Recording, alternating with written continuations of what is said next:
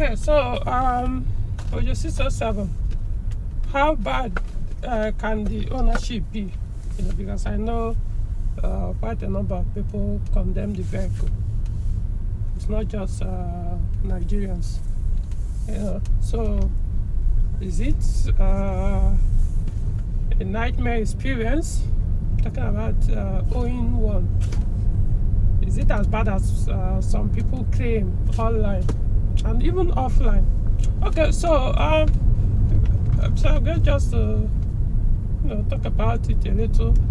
Of course, that's what I'm driving right now.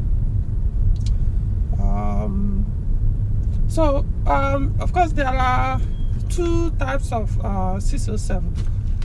One is phase 1, second one is phase 2. Now the phase 1 production was I think 99 to 2004, and then the phase 2, which is more like a facelifted model. It is a facelifted model. So that's 2005. I think some production started in late 2004, but I could just say 2005 to 2010. So and then the phase 1 is regarded as Z8, that's the code, while the phase 1 is Z8 and the phase 2 is Z9. So I'll be using these two codes, Z8, Z9. So personally, I would recommend the Z9, because the Z9 is a big improvement on the Z8, so most of the things I'm talking about is the Z9. The only time Z8 will make sense is if you want a V6 manual. If you want a V6 manual, the only option you have is to go for a Z8, because that's where it was only Z8 that was produced with manual V6, while the Z9 V6 had only automatic. So I'm going to limit this video to petrol models. The Z8 didn't have diesel V6. Only Z9 had a diesel V6. So if you're interested in a diesel V6, you won't get it in Z8. It has to be Z9. Unfortunately, if you are the manual type like me, you can't get diesel Z9 V6 manual. It's only automatic. Same with the petrol. Well, in terms of the engine, the gearboxes, you could say for petrol, if you want manual in Z9, it has to be the 2.2 liter engine, which is EW12J4 3FY version. That's 3F4. So that's it has 6-speed manual. It also has a 4-speed automatic, which is ZF 4HP20. I don't like that gearbox, so I would highly recommend, if you want the automatic, just get a V6. It's not because the V6 Z9 automatic, both the diesel and petrol, it's not because the 6-speed, but that 4HP20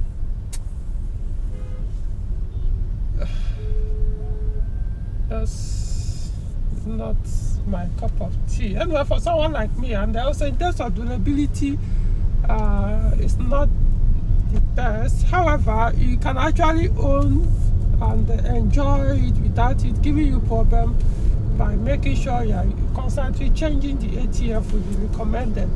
That particular gearbox that I'm talking about, still referring to the 4HP20, tends to suffer oil pump failure more than every other Peugeot gearboxes I've come across.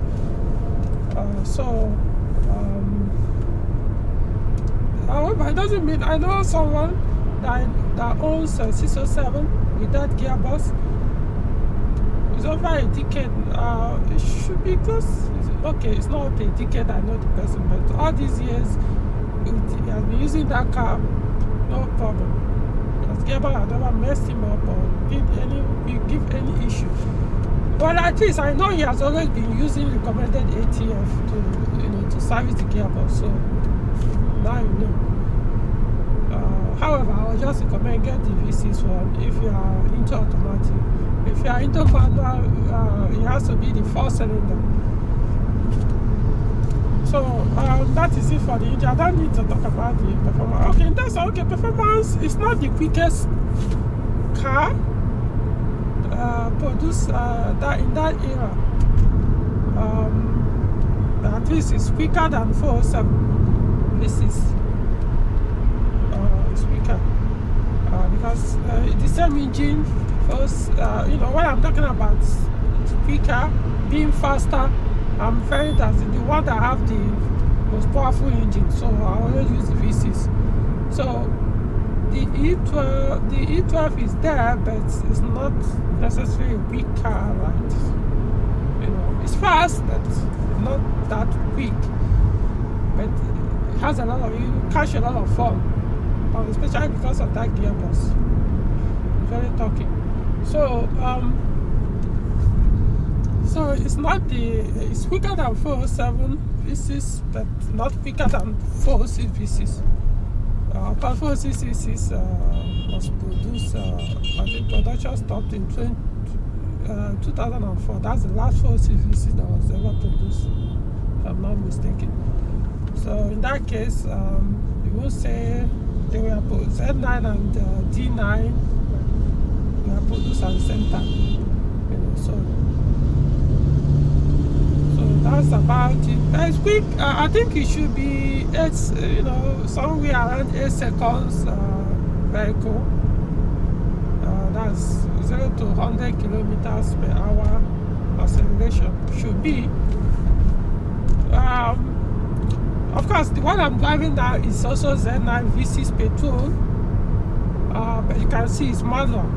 Probably you may not even know, unless those who have been following videos on YouTube and every other online platform. So yeah, you know that I actually converted it from automatic to manual. So if not, you can see how smooth it is. The way I'm driving now, you probably won't even know I'm shifting. It's such a good ride. So unless you can go the route I took, buy the automatic, the Z9 V6 automatic, then convert. If you can, it's not gonna be a cheap budget, because trust me, it's better. It's better you experience than experienced. So that is it for the engine and the rest. The electric car, the 607 is actually trouble-free, because I know that's where most people always complain or lay more emphasis to shout that it could be a nightmare to own a 607 because so person complain a lot. Yeah, well, I could say the Z9 is an improvement, electrical is an improvement on the Z8. However, it still remains complex, if not more complex than the Z8. So, talking about Z9 electric cars, however, it's trouble-free as far as I'm concerned. But the only thing here, there are some, like on the Z8, that sometimes the pointers, what we call trafficator over here, so the pointers of the direction lights, sometimes you just start working on their own. The two will just start flashing without the driver's input. I don't know, even when you switch out the vehicle, we just keep pointing, running until it goes off on its own. Most times, that issue will correct itself. We'll come up again, weeks, months, or something, or thousands of kilometers later, something will trigger it to start happening again. So, well, that is it. ABS, yeah. The ones that have ESP, not all of them have ESP. it's not just peculiar to the Z8. You know, sometimes if there's a fault, the car could actually start to apply brake by itself. You know, so until you fix it, which is actually eliminated in Z9. At least I've never come across Z9 with that issue, but most Z8 had that issue. But like I said, it's an issue that can be fixed. All you need is that do a proper diagnosis and have it fixed. Okay, so that's about it in terms of electric cars. You know, I consider, even though it's a braking system, but it's, you know, it's electrically controlled. So, however, if you are into Z8, if you prefer Z8, you could go for the ones without ESP. But I think you can't get them. All VCs, they all have ESP. I think. Geez, I've never seen any V6 Z8 without ESP, but I've seen and driven Z8 with 2.2 liter engine without ESP, even 2.0 liter engine, EWT engine 4 without ESP. But they are all the ones I saw without ESP are all manual, so you have more fun with that. What else? The body, of course, Z9 is more beautiful. I could put it more handsome. It's better designed. What else? The interior. One thing about both Z8 and Z9 is the interior, the way they design the seats. Now, it's actually a good executive luxury vehicle, even better than like 508, especially the rear seat. Now, the rear seat is more comfortable than the front seat on this 607, both Z8 and Z9. You really feel that this is meant for, you know, people that like to be chauffeured around, you know, sitting at the rear seat as the boss, the car, you know, stuff like that. Yeah, it's more relaxing. The armrest is well designed. You place your arm and feel very comfortable. Unlike the 508, it's very uncomfortable to sit on the rear seat. For me, the armrest is badly designed. You can't place your hand there comfortably. It's just, I don't even understand. Anyway, it's not like a full luxury vehicle. It's not. So if you're the type that wants to be driven, you need a driver to be driving you all the time. So you sit at the rear seat. This is the best car to go for. Because even the latest 508. That's the R8, the 2018 to 2022, as in still in production. It's not actually a luxury executive vehicle per se. You know, it's more like a coupe saloon. So, you know, of course, coupe is not. You can't call it an executive car. You know.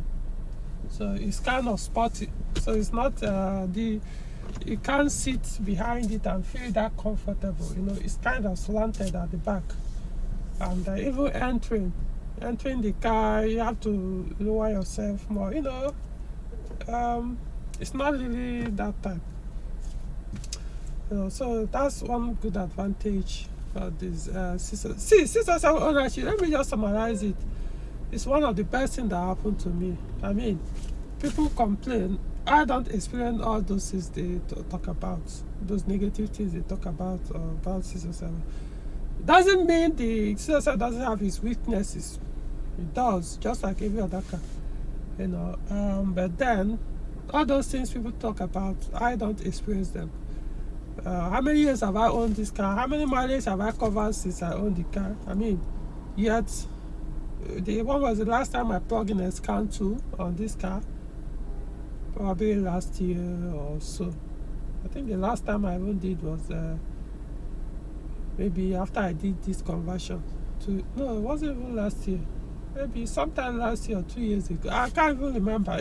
Just for you to understand. I mean, You know, you only scan a vehicle when there's a problem. You don't go and start scanning a car when there's no problem, no check light, or though, yeah, I remember like last year, all this while I've been using the car, the check light sometimes it will blink, which I know the reasons, misfire.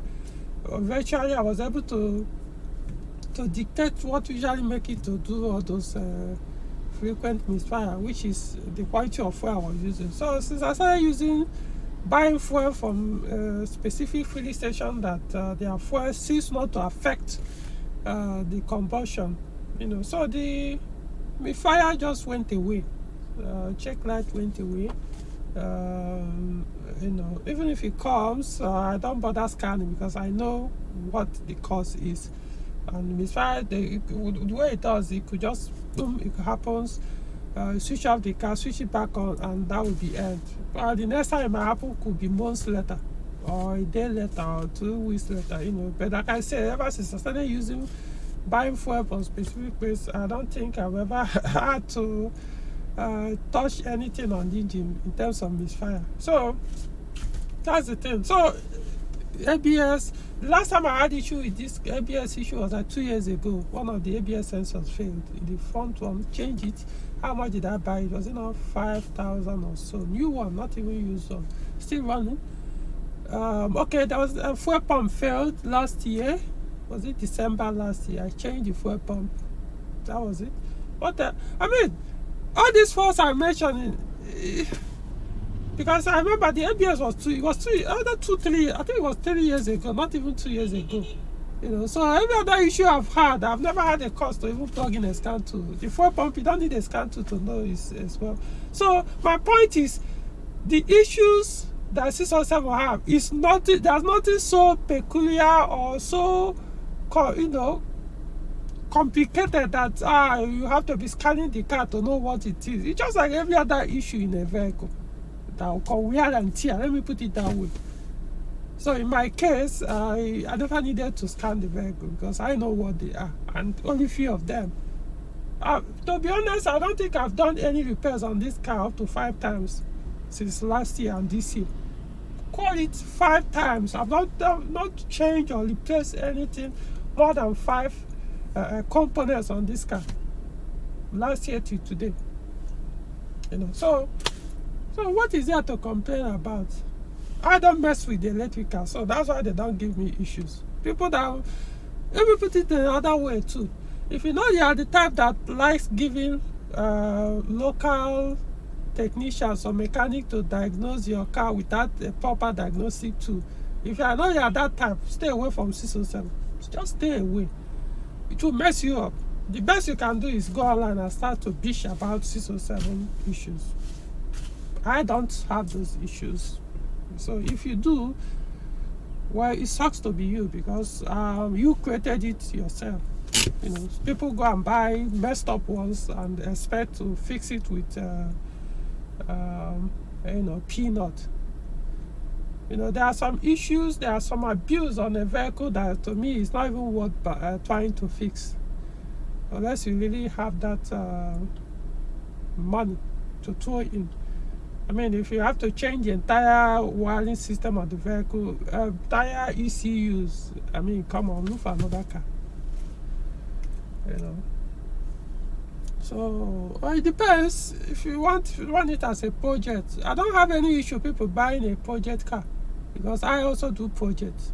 But when you buy a project car, you are buying that if a car worth ₦1 million, a good one, what you are going to spend may be about 2 or 2.5 million to get that car. If you buy the car 500,000, you may end up spending 1.5 million, making it 2 million by the time you finish working on the car, which you could have gotten ₦1 million or even less. So that's what I mean by project car.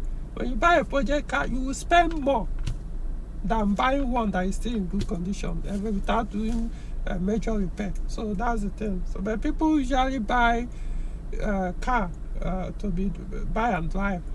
They buy project car in the name of buy and drive, only for them to realize, wow, this car is so problematic.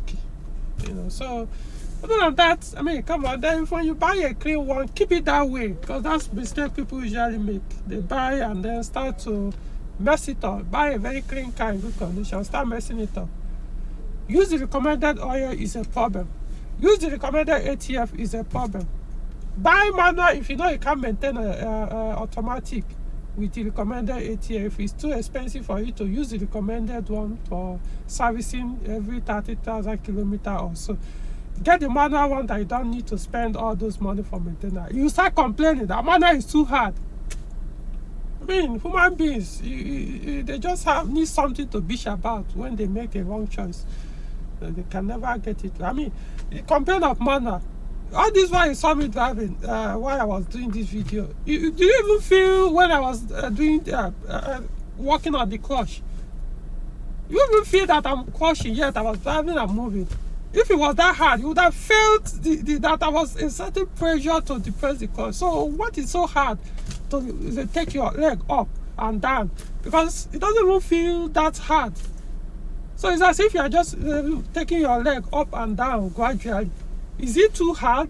Is it what is so bad to exercise your body? I mean, human beings, you can't even understand sometimes.